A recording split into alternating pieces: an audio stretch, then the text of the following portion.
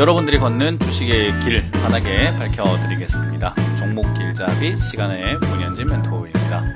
오늘도 굉장히 많은 기업들 급등하고 또 급락을 하고 있는 시점인데요. 많은 분들 역시 대응하기 힘드시죠? 제가 속 시원하게 알려드려 보도록 하겠습니다.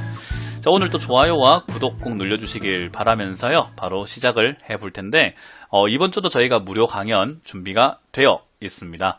3월 1일이죠. 3월 1일 일요일에 오후 2시에 제가 여러분들을 만날 준비를 온라인으로 준비했습니다.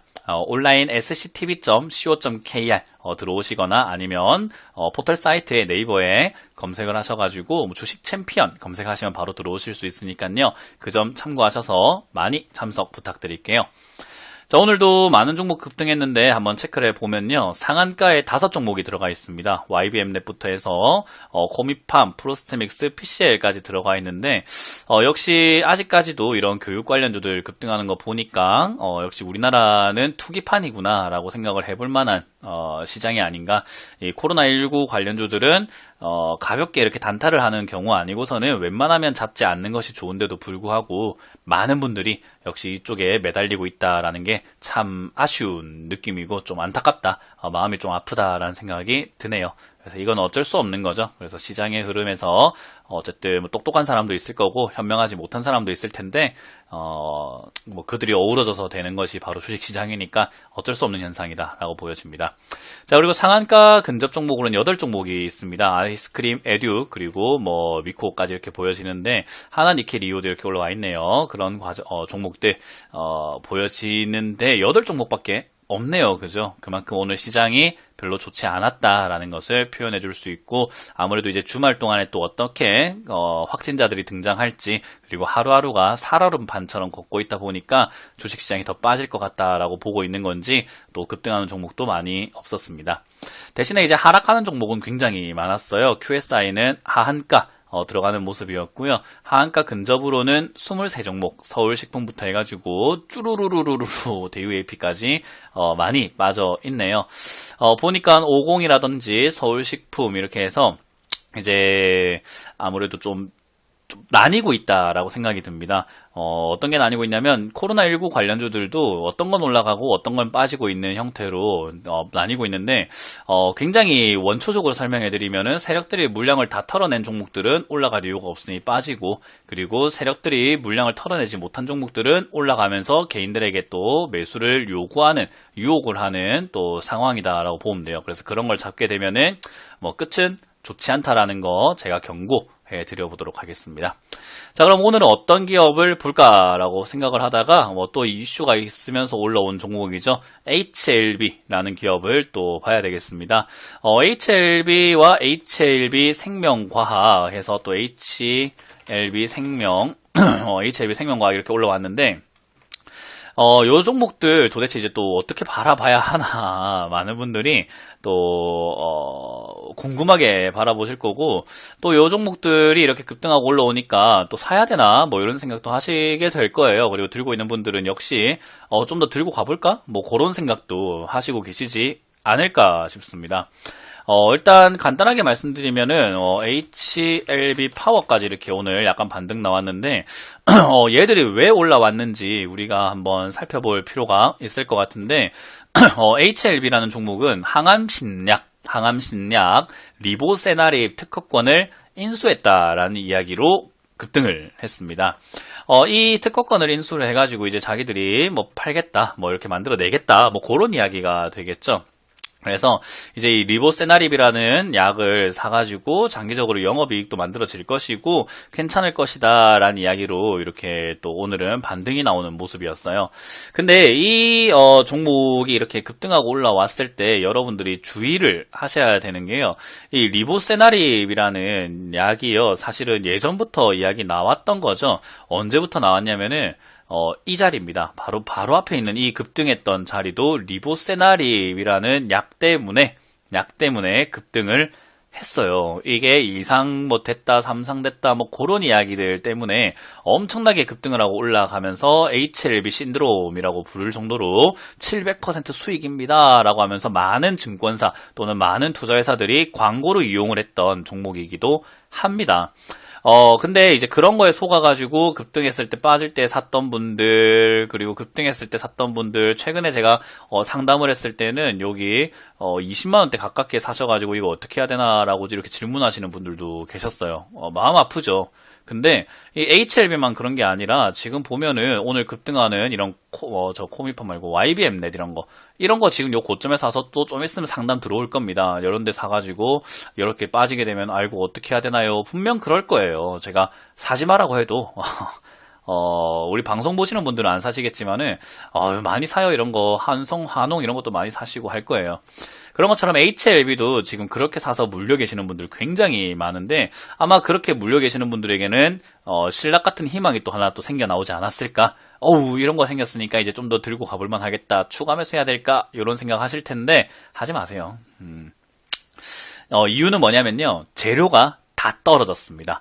특권권을 신청을 하고 나면요, 이제 얘들이 본격적으로 뭘 해야 되냐면은 매출을 발생을 시켜야만 합니다. 그러니까 임상에 대한 기대감, 그리고 특허권을 받을 것이다라는 그런 기대감들로 급등을 했는데 이제 받았잖아요. 그럼 얘들이 이제 그걸 통해서 임상을 받아내야 되는데 이 항암 신약이라는 약뿐만 아니라 우리가 신약이라는 개념을 우리가 좀 생각해 볼 필요가 있어요. 신약이라고 하는 것은 많은 사람들이 투여를 하고 많은 사람들이 쓸 것이다 라고 착각을 하는 경우가 많은데 오히려 이 암이라든가 항암제 같은 경우는요 안정적이고 많은 데이터가 있는 약을 선호합니다. 의사들도 그렇고요 환자들도 그래요. 왜냐하면 부작용 걱정 때문이죠. 우리가 인체가 건강한 사람들에게 약을 넣었을 때는 부작용이 그렇게 크진 않지만 몸의 면역력이라던가 몸의 건강이 조금 많이 이렇게 떨어져 있는 사람들에게 약이 잘못 들어갔을 때 그 부작용은요 바로 사망으로 이룰 수 있습니다. 그래서 의사들은 의료사고라든가 이런 것들을 막아내기 위해서 신약을 보통 잘 선호하지 않아요. 그리고 환자들도요, 가족이라고 생각을 해보세요. 여러분들의, 그러면 안 되겠지만, 여러분들의 주변 지인이나 가족이 뭐 어떤 암이라든가 어떤 정말 큰 병에 걸려있다라고 우리가 생각해 볼 때, 정말 안정적이고 유명하고 저명한 약을 쓰고 싶지, 이제 만들어졌는데 약은 있다고는 하는데, 약간 부작용은 아직까지는 모릅니다. 라고 하는 약을 쓰고 싶은지, 여러분들 한번 생각해 봐야 되는 문제입니다. 이 말이 뭐냐면요. 이 신약 특허권을 받았다고 하더라도 매출로 바로 이어지기가 정말 어렵습니다. 이거는 여러분들 주변에 제약 영업하는 사람이라든가 제약업에 종사하는 사람들에게 한번 물어보면은 답이 바로 나올 겁니다. 또는 의사가 있다면은 간호사가 있다면 꼭 물어보세요. 신약 투입이라는 것은요. 정말로 어려운 일입니다. 그렇기 때문에 매출로 발생시키기가 정말 어렵거든요. 그 말은 HLB가 지금 이렇게 급등한 것은 신약에 대한 기대감인데 이 신약에 대한 기대감은 다시 바꿔 이야기하면 신약 때문에 돈을 많이 벌 거야. 그러니까 HLB는 로또 걸린 거야. 돈 많이 벌 거니까 급등해도 돼. 기업의 가치가 주가가 저렇게 올라가도 돼. 적자지만은 저만큼 올라가도 상관이 없어. 라고 본 거란 말이에요. 근데 이제 특허를 받았다?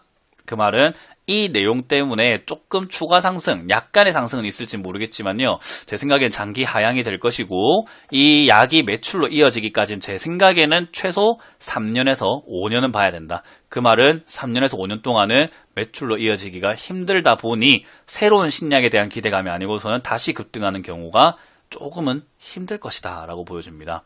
뭐 들고 있는 분들에게는 정말로 죄송한 이야기이기도 하고 아마 이 HLB를 굉장히 옹호하시는 분들도 있을 거예요. 그분들이 봤을 때는 오늘 제 이 영상은 좋아요보다는 싫어요가 더 많을 것 같은 느낌도 듭니다. 그러나 해야 될 말은 또 해드려야만 하기 때문에 지금 이거는 제 생각에는 특허권을 땄다고 하더라도 많이 올라가지는 못한다. 그래서 12만원대에서 15만원까지 빠진 자리에서 절반까지만 올라오더라도 정리를 해주시는 것이 저는 옳다라고 봅니다.